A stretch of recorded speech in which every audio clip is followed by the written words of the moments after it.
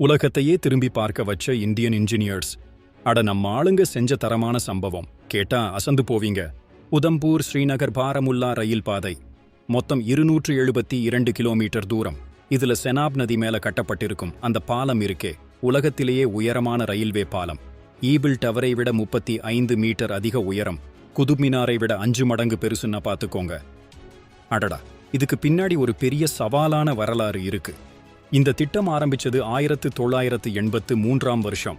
காஷ்மீருக்கு ரயில் சேவை கொண்டு வரணும்னு பிரதமர் இந்திரா காந்தி அடிக்கல் நாட்டினாங்க. பனிமலை, காடு, ஆறுன்னு ஏகப்பட்ட தடங்கல்கள். ஆனா நம்ம இந்தியன் இன்ஜினியர்ஸ் விடல.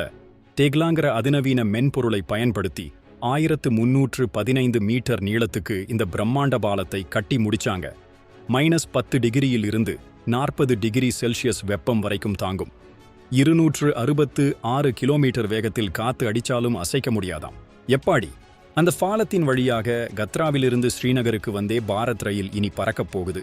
கன்னியாகுமரியில் இருந்து ஸ்ரீநகர் வரைக்கும் இனி ரயிலிலேயே போயிட்டு வரலாம்.